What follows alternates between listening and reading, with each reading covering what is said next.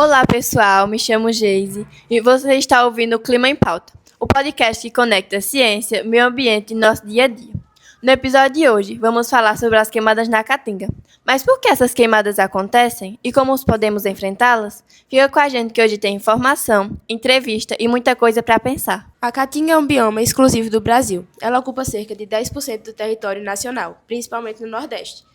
O clima é semiárido, chove pouco e faz muito calor, mas a Caatinga ainda abriga uma grande biodiversidade de plantas e animais que só existem aqui. A vegetação é formada por arbustos retorcidos e árvores que perdem as folhas durante o período de seca. Parece seca, mas é cheia de vida. Queimadas na Caatinga estão cada vez mais comuns, a maioria delas não é natural. São provocadas por atividades humanas, como a queima de lixo, limpeza de terrenos, criação de pastos, até brincadeiras perigosas com o fogo. Para entender melhor como essas queimadas são combatidas, a gente convidou o sargento Kelson Menezes e Heitor, do Corpo de Bombeiros Militar, que atua na nossa região. Bem-vindos. Obrigado. Sejam bem-vindos. Por que as queimadas na Caatinga são tão perigosas? Bom dia, né? É um prazer estar participando aqui desse podcast. Para mim é um formato novo, né? Eu já tenho 18 anos aí, eu trabalho em Serra Talhada há 6 anos. 6 anos eu estou trabalhando em Serra Talhada. Já tenho 18 anos na corporação, várias missões, várias ocorrências, várias histórias, mas que cada ocorrência tem a sua história e é diferente, uma ocorrência é diferente da outra, né? A gente mora, vive aqui nesse semiárido, nesse sertão, né? No nosso sertão, sertão do Pajeú. E a Caatinga realmente é um bioma único, né? É exclusivo. A Caatinga é um local onde parece, como você informou, vocês falaram tudo que eu ia falar nessa introdução, né? A Caatinga é um bioma lindo e, ao mesmo tempo, a gente parece que ele está seco, está morto, mas ele está cheio de vida, né? A Caatinga, eu tenho experiência que eu fui para o Canadá e lá verde e frio, temperaturas abaixo de 5 graus, abaixo de 10 graus, pegando fogo, mas que a vida naquelas florestas não tinha um terço do que nós temos aqui no nosso bioma, né? A gente, mesmo nessa seca, a gente consegue sobreviver. A gente consegue, quem entende, quem sabe, consegue sobreviver através da caça, através dos arbustos, a gente consegue sobreviver. A Caatinga, ela tem os seus pormenores, né? Por isso que a gente trabalha de uma forma diferente aqui, o combate. Porque a Caatinga, ela reúne muitos aspectos. Tipo, o clima aqui. O clima não ajuda, né? O clima é altamente seco e as temperaturas elevadíssimas. Então, isso facilita a propagação, assim como os arbustos, as árvores, os galhos pequenos, né, galhos secos, as folhas reduzidas e e as árvores, né, elas têm a casca fina. Então, isso daí ajuda o que, com a temperatura, vai secando e vai criando um biocombustível imenso, temperatura alta. Então, isso faz com que a propagação desse incêndio seja muito mais rápido que em outros biomas. A Caatinga, ela tem uma peculiaridade que ela não o retorno após o incêndio é muito lento da Caatinga. Não é tipo o Cerrado. O Cerrado ele já tem uma biodiversidade onde ela consegue se reabilitar mais fácil. Após um incêndio, além dessa parte do desmatamento, ainda tem a questão da erosão do solo, né? Porque aí o solo perde aquela vegetação. E aí, perdeu a vegetação, ela fica mais fácil que a erosão e a incidência da desertificação que está ocorrendo em nossa região, infelizmente, né? Então, assim, a gente não tem uma vegetação que possa se reerguer rapidamente. Como eu falei anteriormente, a nossa Caatinga, para ela retornar, ela é muito pausada, é muito lenta em relação a isso. Então, os incêndios aqui, eles são perigosos também pela sua propagação rápida. Mudança de vento já é uma outra temática que a gente pode combater.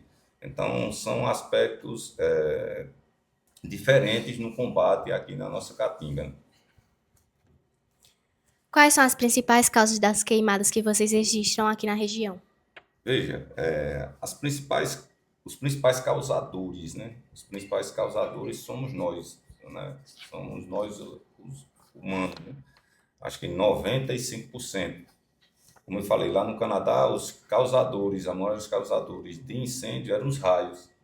Aqui é muito difícil, nesse tempo, um raio provocar um incêndio aqui na nossa Caatinga. Então, a maioria dos incêndios são provocados pelos humanos. Através de quê? Queimadas para fazer roça, pasto, né? A queima descontrolada do lixo, né? Que é uma temática importante que a gente tem que frisar, tem que tocar nessa questão da população, da queima do lixo. Não é o fogo, na realidade, o fogo não é para se trabalhar dessa forma. Então, assim, as queimadas, elas são provocadas pela queima de pasto, o lixo, caçadores, né? Para espantar animais, eles fazem um fogo e aí, às vezes, muitas vezes, eles perdem o controle desse fogo.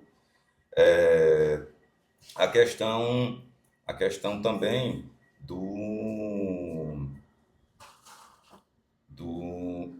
de redes elétricas. Às vezes tem uma quebra ali daquela rede elétrica e aí o mato seco também provoca um incêndio. São menores incidências, esse tipo de provocação, mas a maioria são causadas por essas questões. Recentemente tivemos um incêndio controlado aqui perto no sítio da Matinha, que hoje em dia virou uma área preservada aqui em Carnaíba, né?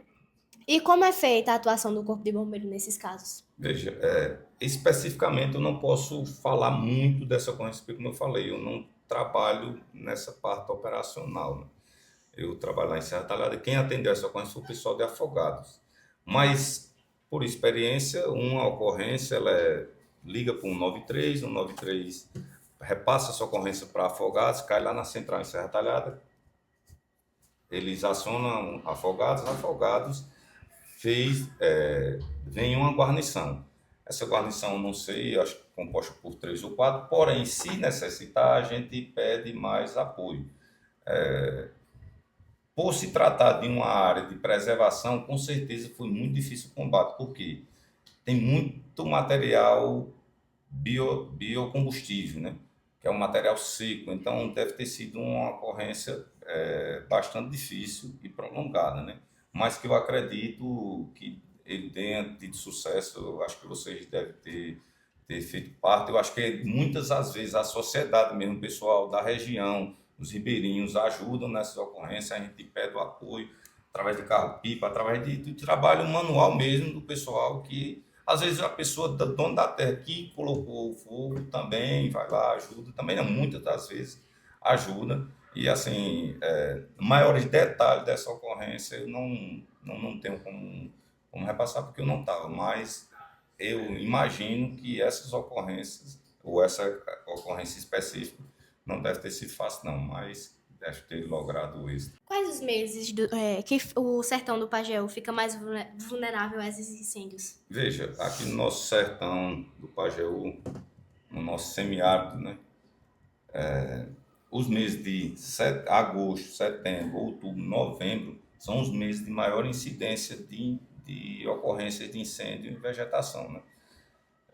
Infelizmente, a gente ainda não tem essa cultura de cumprir horários, de fazer um acero, de fazer uma limpeza no seu terreno sem ser com fogo. Ainda não trabalhando, ainda não chegamos a esse importante tema, assim, de não trabalhar com fogo na limpeza de um terreno. A gente tem, lógico, né? Ninguém vai preferir toca um fogo ali e fez o trabalho, a chamar 3, 4 homens pagar para fazer uma limpeza de forma manual ou mecânica, né? Mecânica é um trator, alguma coisa assim, mas sai mais caro do que trabalhar com fogo, né? Então, na realidade, o fogo não era nem para ser trabalhado dessa forma, né, que é trabalhado aqui. Existe a queima controlada. Não é que o fogo não possa ser, mas a queima controlada tem que se pedir autorização à IPAMA, tem que ser uma coisa bem feita através de acero, através de uma programação de horários de queima. Aqui o pessoal tem ainda, infelizmente, então vocês como jovens, divulgadoras dessa temática, podem divulgar entre os pais de vocês, entre os trabalhadores, essa questão da queima, né? Que o pessoal costuma queimar de 10 a outros piores horários, são de 10 às 14 horas, são horários que não se devem fazer queimadas, né? Porque junta a alta temperatura, a baixa umidade, que é um dos aspectos que fazem uma incidência, né, da temperatura, baixa umidade e os fortes ventos. Então, essa trinca aí, esses 3 fatores fazem com que o incêndio ocorra com maior facilidade. Então, em relação aos meses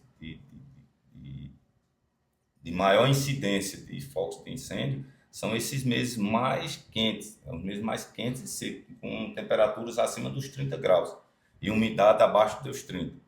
Então, são esses meses aqui que a gente, o Corpo de Bombeiros, trabalha mais, tem mais uma atenção.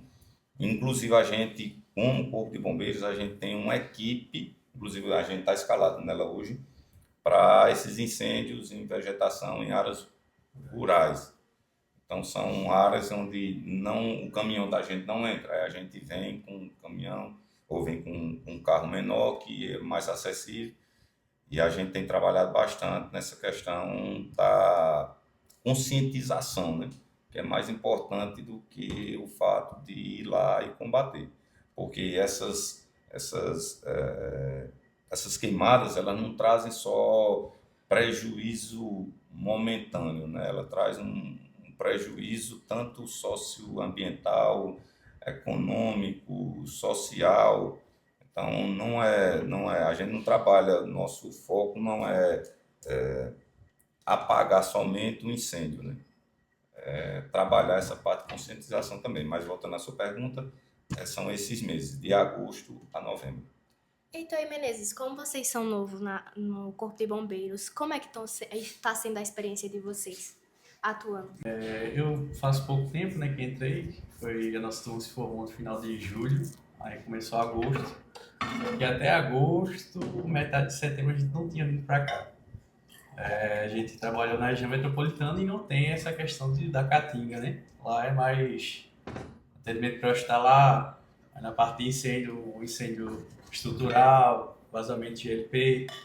Aí quando a gente veio para cá, eu particularmente, eu acho que Heitor também, lidou muito com essa questão de incêndio de vegetação, né? Que é uma parte nova. A gente já teve uma experiência durante o curso, né? Que foi durante a manobra que a gente veio até para mim, né? Foi Distrito a Floresta. primeira vez, né? Distrito Floresta.